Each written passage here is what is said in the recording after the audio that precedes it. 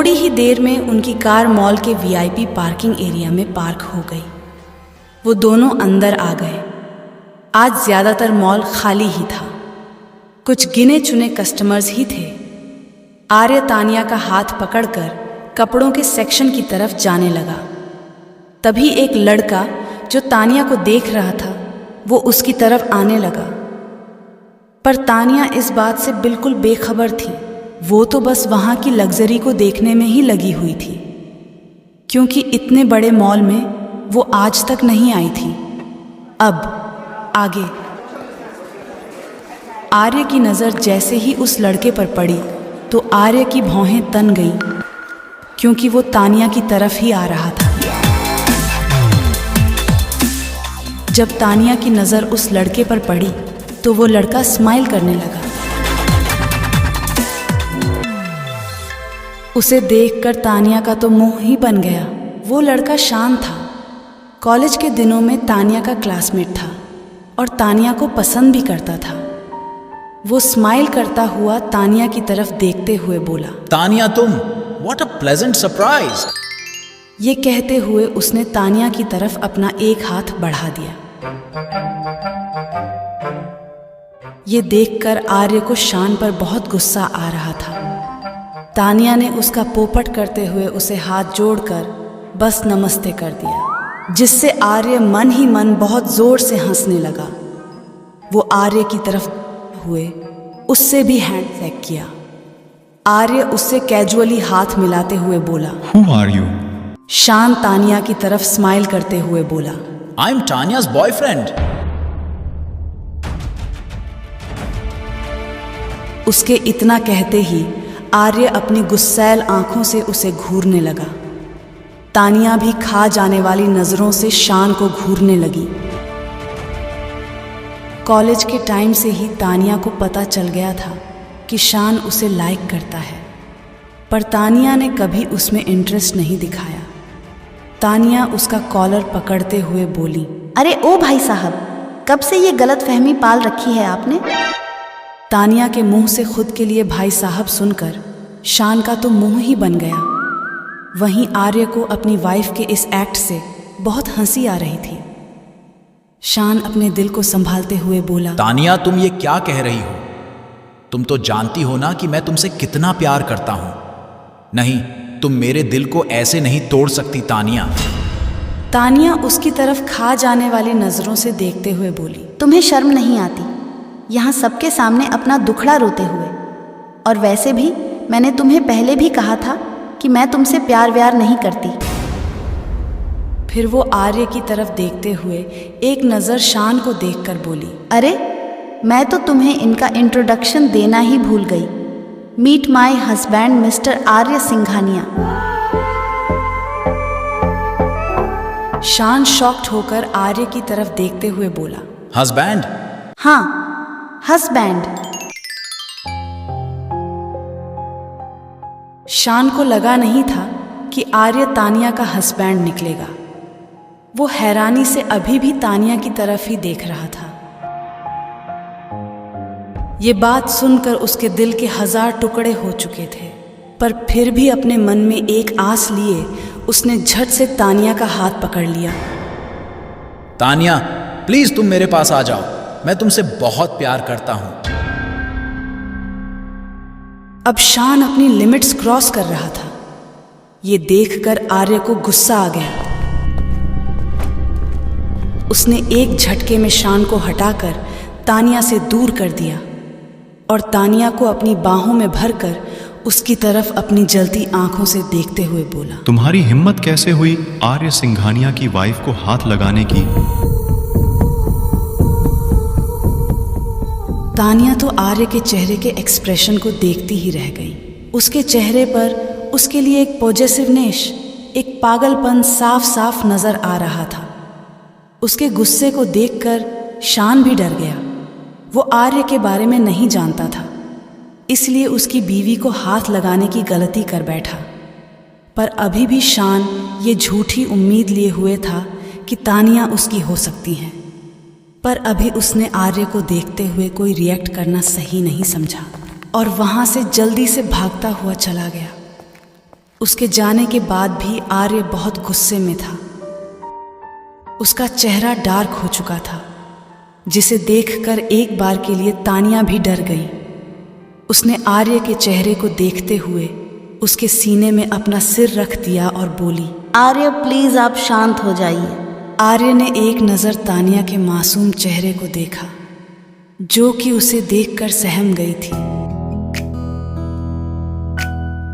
फिर उसने खुद को संभाला और तानिया के सिर को किस करके शॉपिंग के लिए आगे बढ़ने लगा। सबसे पहले वो दोनों साड़ियों के सेक्शन में गए। आर्य का एक इम्पोर्टेंट फ़ोन कॉल आ गया था, इसलिए वो उसे अटेंड करते हुए आगे जाने लगा। एक्साइटमेंट में तानिया उससे आगे निकल गई। वहाँ एक से बढ़कर एक डिज़ाइनर साड़ियों का कलेक्शन था।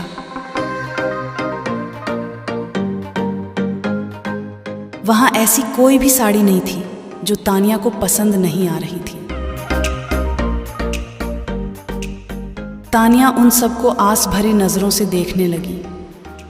आर्य कॉल पर बातें कर रहा था, पर अभी भी उसका पूरा ध्यान तानिया पर ही था। तानिया एक स्टैचू के सामने आकर खड़ी हो गई, जिसमें एक बेहद ही खूबसूरत डार्क पिंक कलर की डायमंड वर्क से चमचमाती साड़ी बहुत ही एलिगेंट तरीके से ड्रेप की हुई थी। तानिया अपनी टिमटिमाती आंखों से उस साड़ी को देख रही थी। नो डाउट उसे वो साड़ी पहली नज़र में ही भा गई थी।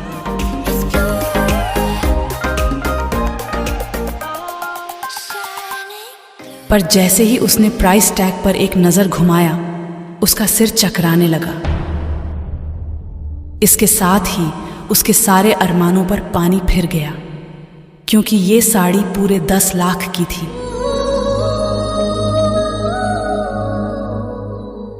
तानिया प्राइस टैग देखकर मन ही मन बोली, हे भगवान, ये साड़ी की कीमत है या इस पूरी शॉप की?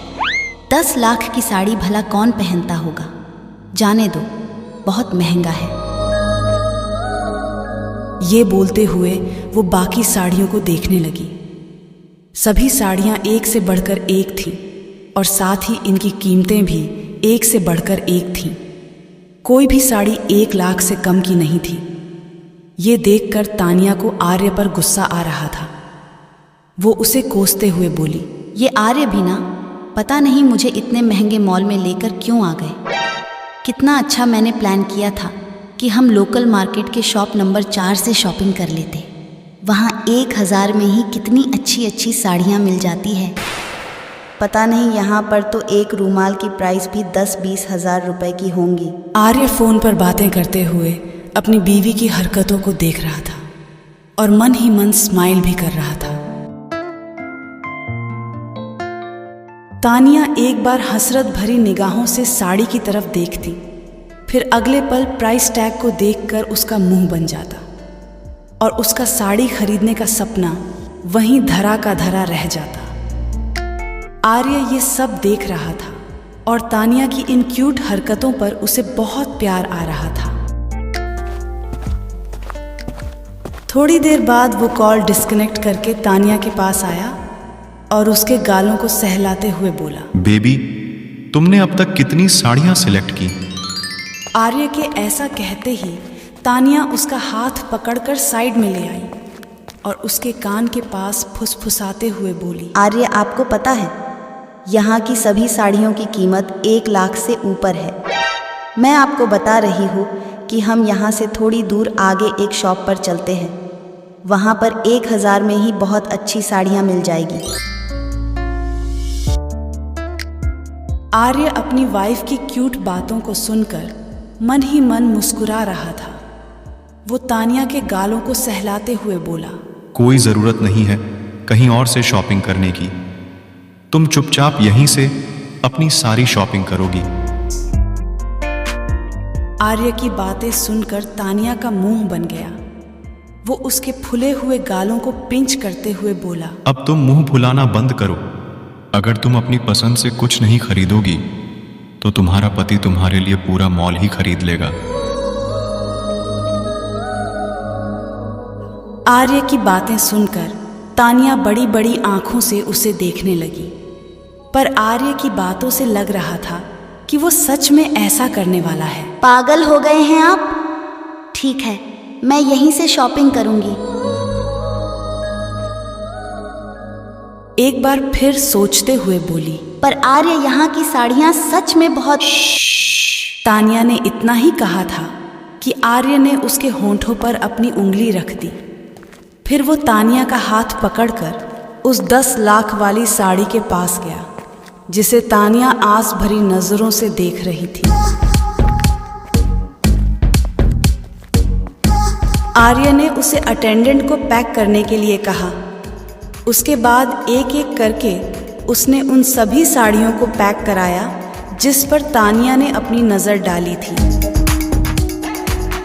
साथ ही उसने भी अपनी पसंद से कुछ साड़ियाँ पैक करवाईं जो तानिया पर बहुत जचने वाली थी। साड़ियों के बाद आर्य ने तानिया को दूसरे कपड़े इमेजिन किया। फिर उसके लिए कुछ वेस्टर्न ड्रेसेस भी पैक करवाए। लगभग 3 घंटे की शॉपिंग के बाद वो वहाँ से बाहर आ गए। तानिया तो पूरी तरह से थक चुकी थी, इसलिए उसने कार में बैठते ही आर्य के कंधे पर अपना सिर रख दिया और सो गई। आर्य ने तानिया के सिर पर किस करते हुए कार स्टार्ट कर दी। थोड़ी देर बाद दोनों सिंघानिया मैंशन पहुंच गए। आर्य ने सर्वेंट्स को कहकर सारे शॉपिंग बैग अपने कमरे में रखवा दिए। जब दोनों अंदर आए तो अनिल जी वहीं हॉल में बैठे हुए थे। तानिया ने एक नज़र उनकी तरफ देखा। अनिल जी आज भी आर्य को इग्नोर कर रहे थे। ये देखकर तानिया को अच्छा नहीं लगा। वो अनिल जी से सीधे पूछना चाहती थी कि क्यों वो आर्य के साथ ऐसे बिहेव कर रहे हैं। क्यों एक बार वो अपनी आंखों के पर्दे हटाकर आर्य की जगह खुद को रखकर नहीं देख रहे।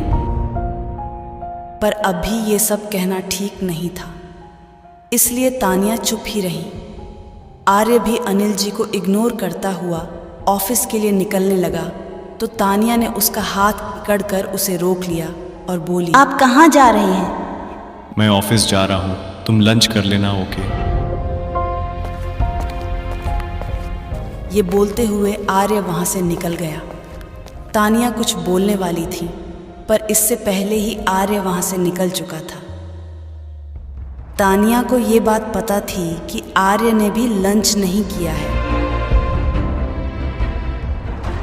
तानिया अनिल जी की तरफ देखते हुए बोली, डैड, आपने लंच कर लिया? अनिल जी ने हाँ बेटा कहा। तो तानिया उनसे वेद के बारे में पूछते हुए बोली, और वेद किंडरगार्टन से आ गया क्या? अनिल जी ने हाँ में सिर हिलाया। तो तानिया उनकी तरफ देखते हुए बोली, डैडी, आप रेस्ट कीजिए और याद से विटामिन्स के कैप्सूल्स ले लीजिएगा। मुझे बिल्कुल भी कोई लापरवाही नहीं चाहिए। अनिल जी स्माइल करते हुए तानिया की तरफ देखकर बोले, अरे हाँ हाँ मेरी माँ, आपकी बातें ना मानने की गुस्ताखी भला मैं कैसे कर सकता हूँ। ये बोलते हुए वो अपने कमरे की तरफ चले गए। उनके जाने के बाद तानिया सामने की तरफ देखते हुए बोली, बस मेरी एक और बात मान लीजिए डैडी, फिर आपकी ये बेटी आपसे कुछ नहीं मांगेगी। तानिया फिर वेद के कमरे में गई। उसका प्यारा बेटा अभी सो रहा था। तानिया उसके पास गई और उसके सिर पर प्यार से हाथ फेरते हुए उसके गालों को चूम लिया और उसके क्यूट से ब्लैंकेट से उसे कवर कर दिया और नीचे आ गई। कुछ सोचते हुए वो सीधे किचन में गई। उसने लंच नहीं किया क्योंकि उसे पता था कि आर्य ने भी लंच नहीं किया है। फिर उसने डिसाइड किया कि वो आर्य के लिए लंच बनाएगी और उसे लेकर आर्य के ऑफिस जाएगी। वो लंच रेडी करने में लगी। उसने आर्य का फेवरेट इटालियन डिश बनाया था जो आर्य को काफ़ी पसंद था। रोज़ की तरह आज भी खाने में से बहुत अच्छी खुशबू आ रही थी। थोड़ी ही देर में उसने लंच रेडी कर दिया फिर वो अपना और आर्य का लंच पैक करने के बाद वो आर्य के ऑफिस के लिए निकल गई।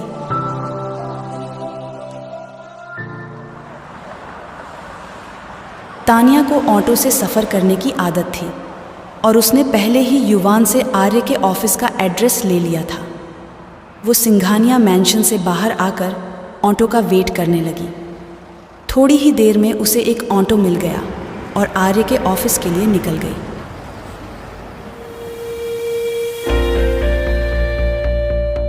क्या होगा जब सिंघानिया एम्पायर के लोग अपनी बॉस की बीवी को ऑटो से निकलते देखेंगे? कैसे रिएक्ट करेगा आर्य जब उसे पता चलेगा कि उसकी बीवी कार के बजाय ऑटो में आई है? ये जानने के लिए बने रहे इस सीरीज़ में। चैनल को लाइक, शेयर और सब्सक्राइब करना ना भूलें। मिलते हैं आपसे इस कहानी के अगले चैप्टर में ओनली हाई रेटेड स्टोरी पर।